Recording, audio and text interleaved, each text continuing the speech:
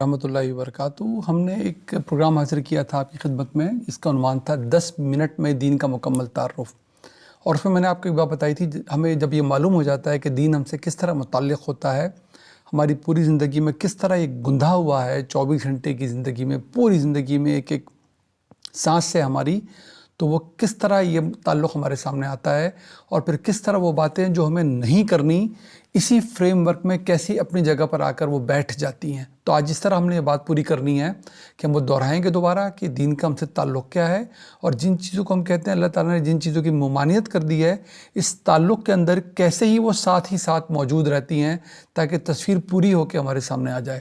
ہم نے بات کی تھی دین کا جو پہلا ماخذ ہے، جو دین ہمیں ملتا ہے، وہ ہماری فطرت سلیم سے ہمیں ملتا ہے۔ اللہ تعالیٰ نے قرآن میں بھی بتایا، انسان خود بھی مشاہدہ کرتا ہے کہ اس کے اندر نیکی اور بدی کا، خیر اور شر کا مکمل شعور لے کر انسان پیدا ہوتا ہے۔ تعالیٰ نے سورہ شمس میں بتایا فَأَلْهَمَهَا فُجُورَهَا وَتَقْوَاهَا، سورہ بلد میں بتایا وَهَدَيْنَاهُ النَّجْدَيْنِ، سورہ انسان میں بتایا إِنَّا هَدَيْنَاهُ السَّبِيلَ إِمَّا شَاكِرًا وَإِمَّا كَفُورًا۔ تو اللہ تعالیٰ نے بتایا کہ تمہارے اندر میں نے یہ شعور رکھ کے تمہیں بھیجتا ہوں اس دنیا میں کہ صحیح کیا غلط کیا۔ جب یہ فطرت سلیم اس خارجی دین کی سورس سے، اس ماخذ سے ملتی ہے جو اللہ اپنے نبیوں کے ذریعے جاری کرتا ہے، تو پھر اس تعلق کو اب رہتی دنیا تک کے لیے جو خارجی دین کا واحد سورس ہیں، آخری انسان تک کے لیے اس دنیا میں وہ اللہ کے آخری نبی صلی اللہ علیہ وسلم موجود ہے، اور ان کی دی ہوئی ان کا چھوڑا ہوا مکمل دین، اس تعلق کو جو ہمارے اندر کے شعور کا اس ہدایت سے جو نبیوں کے ذریعے ملتی ہے، جب یہ تعلق قائم ہوتا ہے، اس تعلق کو ہم کہتے ہیں صحیح، سچا، سیدھا تعلق، یعنی کہ دوسرے لفظوں میں جو ہم جانتے ہیں الصراط المستقیم۔ یہ ہے وہ صراط المستقیم جو دو ان نقطوں سے بن کے جو سیدھی راہ بنتی ہے، لائن بنتی ہے، جس پہ چلنا مقصود ہے کہ تمہاری فطرت سلیم، تمہارا شعور جو اللہ نے تمہیں دیا ہے، جب وہ نبیوں کی تعلیم سے، آخری نبی صلی اللہ علیہ وسلم کی دی ہوئی تعلیم سے مکمل محفوظ، مکمل موجود تعلیم سے جب یہ ملتا ہے تو صراط مستقیم بنتی ہے، جس پر چل کر پھر شاندار کامیابی ہماری منتظر ہے انشاءاللہ تعالی۔ جب یہ خارجی دین ہمیں اللہ تعالیٰ نے عنایت فرمایا تو ہماری زندگیوں سے کیسے متعلق ہوتا ہے، یہ ہمیں انبیاء کے ذریعے ہمیں ملتا ہے کہ عبادات کیا ہیں، اللہ سے ہمارا تعلق کیسا ہوگا، مکمل پاکیزگی کے ساتھ، ہر علائش سے پاک ہو کر۔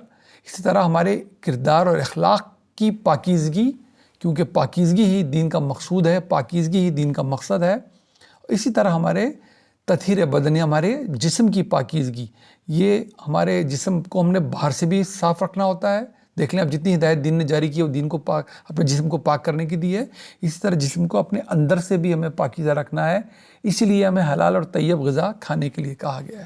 تو اس طرح ہم نے بات کی تھی دین ہم سے کیسے متعلق ہوتا ہے، یہ دین کا مکمل فریم ورک ہے کہ اس کا ہم سے کیا تقاضا ہے، ہم سے کیا چاہتا ہے، اور کس کس طرح وہ ہم سے وابستہ ہو جاتا ہے۔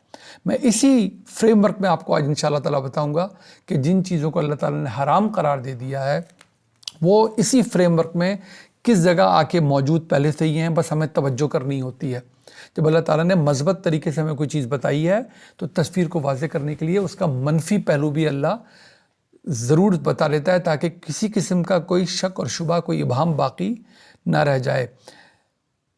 اللہ تعالیٰ نے اسی دین میں جس کی ہم بات کر رہے ہیں، جس کا ایک داخلی ماخذ بھی ہے، جس کا خارجی ماخذ بھی ہے، اس دین میں اللہ تعالیٰ نے کچھ چیزوں کو حرام قرار دے دیا ہے۔ یہ پہلے ذہن میں رکھ لیجئے کہ حرام اور حلال کا فیصلہ صرف اور صرف اور صرف اللہ سبحانہ و تعالیٰ کا ہے، جو وہ اپنے نبیوں کے ذریعے جس کی منادی وہ کراتا ہے کہ یہ میں نے تمہارے لیے حلال کیا ہے اور یہ میں نے تمہارے لیے حرام کر دیا ہے۔ یہ پریروگیٹو، یہ استحقاق، یہ حق صرف اور صرف اللہ کا ہے۔ اپنی طرف سے حلال اور حرام بنانا، جس کو اللہ نے حرام کیا اس کو حلال بنانا، اور جس کو اللہ نے حلال کیا اس کو حرام بنانا، یہ ہم دیکھ لیں گے آگے چل کے جب ہم اس پورے فریم ورک کو پورا کریں گے۔ یہ گناہ کبیرہ ہے، اللہ ہم سب کو اس سے محفوظ رکھیں۔ یہ حرام چیزوں میں سے ایک چیز ہے اللہ پر جھوٹ باندھنا۔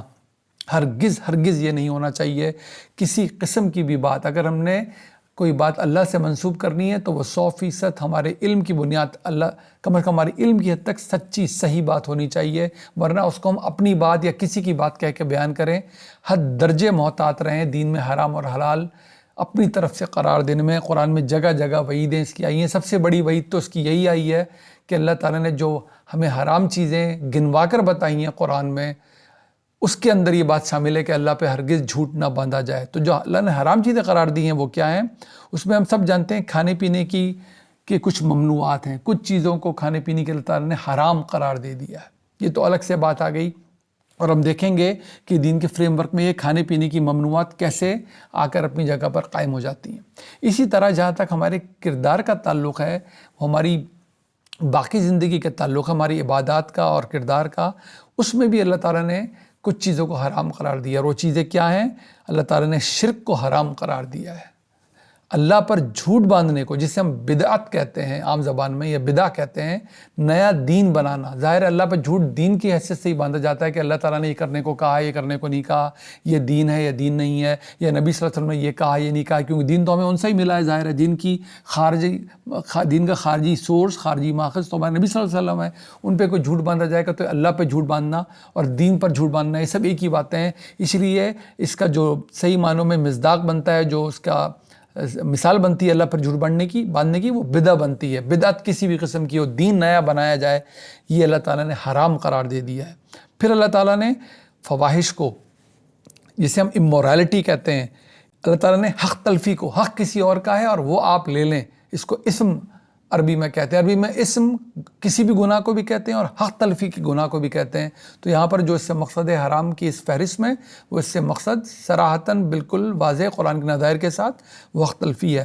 اور پھر کسی کی جان مال آبرو پہ حملہ آور ہو جانا، جسے کہتے ہیں کسی پر بغیہ بغیر الحق، بغیر کسی حق کے کسی کو اس طرح کا نقصان پہنچا دینا جو اس کی جان مال آبرو پہ حملہ ہو۔ تو آپ دیکھ لیں ان 5 چیزوں کو، کھانے پینے کی ممنوعات کے علاوہ ان 5 چیزوں کو، شرک کو، بدعہ کو، فواحش کو، امورالٹی، حق تلفی کو اور کسی کی جان مال آبرو پہ حملے کو اللہ تعالیٰ نے حرام قرار دے دیا۔ اب ذہن میں رکھیں کہ دین ہم سے کیا چاہتا ہے؟ عبادات۔ دین ہم سے کیا چاہتا ہے؟ کہ ہمارا کردار اور اخلاق پاکیزہ ہو۔ دین ہم سے کیا چاہتا ہے؟ کہ ہمارا جسم باہر سے بھی اندر سے بھی پاکیزہ ہو۔ یہی ہم نے پچھلی الگوریدم میں پچھلے سلائیڈ پر دیکھا تھا۔ اب دیکھیں میں وہی سلائیڈ دوبارہ اسی جو ہم نے حرام چیزیں گنی ہیں ان پر میں آپ کو ان کے ساتھ رکھ کے دکھاتا ہوں، اور آپ دیکھیں گے کیسے یہ بالکل اسی فریم ورک میں آ جاتی ہیں۔ آ گئی عبادات۔ عبادات ہر قسم کے شرک سے اور اللہ پہ جھوٹ باندھنے سے، کسی بھی بدعت سے پاک ہونی چاہیے۔ دین میں ہم جو کچھ بھی عبادت کے نام پہ کر رہے ہیں وہ اس بات سے پاک ہونا چاہیے، دین ہر لحاظ سے، کہ وہ شرک کسی قسم کا اس میں شامل نہ ہو اور کسی قسم کی بدعت اس دین میں شامل نہ ہو۔ عبادات اللہ کے انبیاء سکھاتے ہیں، آخر نبی صلی اللہ علیہ وسلم ہر چیز سکھا کر گئے جس کو ہم عبادت یا اللہ سے ہمارا تعلق قرار دے سکیں، ہر طرح سے شرک کے پاک کر کے، یہ بالکل اس میں بیچ میں آنا نہیں چاہیے۔ اسی طرح ہمارا کردار اور اخلاق ہر لحاظ سے پاکیزہ رہنا ہے، کسی قسم کی امورالٹی، فواحش، حق تلفی اور دوسرے کی جان مال آبرو پہ حملہ، اس اخلاق کو، اس سے بالکل پاک رہنا چاہیے ہمارے کردار و اخلاق کو۔ اور اسی طرح ہمارا جو جسم ہے، اس میں کو ہم نے باہر سے بھی پاکیزہ رکھنا ہے، اور جو غذا اس میں داخل ہو حلال اور طیب غذا داخل ہو۔ اسی لیے ہمیں کھانے پینے کی ممنوعات بھی بتائی گئی ہیں۔ کھانے پینے کی ممنوعات جو مکمل ایک جگہ قرآن میں جہاں سے پڑھا جا سکتا ہے وہ سورہ مائدہ میں آئی، اور جگہ بھی آئی ہیں، لیکن سورہ مائدہ میں ہم انشاءاللہ جب مطالعہ کریں گے پڑھ بھی لیں گے کس طرح اللہ تعالیٰ نے بتایا کہ کیا کھانا ہے، کیا نہیں پینا، کیا نہیں کھانا، کیا نہیں پینا۔ اور جو ہماری عبادات اور کردار اور باقی زندگی کی حرمات ہیں، وہ اللہ تعالیٰ نے، جو میں نے آپ کو اس گراف میں دکھائی ہے، اس الگوریدم میں، سورہ الاعراف کی آیت نمبر 33 میں اللہ تعالیٰ نے ایز اے ریفرنس میں آپ کو بتا رہا ہوں، تعالیٰ نے بتایا ہے کہ انما حرم ربی الفواحش ما ظہر منہا وما بطن بالاسم بالبغی بغیر الحق وان تشرکوا باللہ ما لم ينزل به سلطانا وان تقولوا علی اللہ ما لا تعلمون۔ اللہ تعالیٰ نے لفظ انما سے اس آیت کو شروع کیا، جس کا مطلب عربی میں ہوتا ہے صرف اور صرف۔ تو اللہ تعالیٰ بتا رہا ہے کہ صرف اور صرف یہ چیزیں میں نے تم پہ حرام کی ہیں۔ ان 5 چیزوں کی شکلیں بہت ساری ہو سکتی ہیں، شرک کی کئی شکلیں ہو سکتی ہیں، اللہ بدعت کی 100 شکلیں ہو سکتی ہیں، امورالٹی، فواحش کی کئی شکلیں ہو سکتی ہیں، حق تلفی کی کئی شکلیں ہو سکتی ہیں، اور کسی کی جان مال آبرو پر حملہ آور کی بہت شکلیں ہو سکتی ہیں۔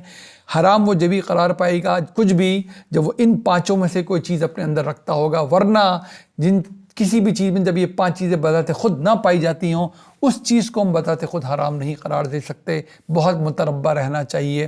یہ ایسا ہی ہے کہ چھری ہے، اسی سے سرجن آپریشن بھی کرتا ہے، اسی چھری سے کسی کی جان بھی لی جا سکتی ہے۔ چھری کو آپ کوئی ممنوع چیز قرار نہیں دے سکتے، اس کے استعمال کو آپ چیک کریں گے اور پھر بتائیں گے کہ استعمال ٹھیک ہوا یا غلط ہوا۔ تو بہت حد درجے محتاط رہنا چاہیے۔ یہ دیکھیں دین کا کیا شاندار فریم ورک ہے، یہ جگمگاتا ہوا پر حکمت دین ہے۔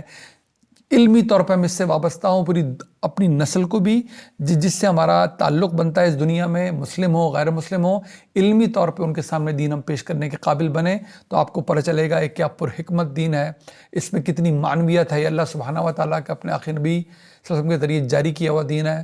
اللہ ہمیں اس سے وابستہ فرمائے اور ہم اپنے دل و دماغ کو اور اپنی روح تک اس جسم کو سرایت کرتا ہوا محسوس کریں، تاکہ ہمارے عمل میں آئے اور ہمیں اس شاندار کامیابی کی طرف لے کے جائے۔ اپنی دعا میں یاد رکھیے۔ السلام علیکم ورحمۃ اللہ وبرکاتہ۔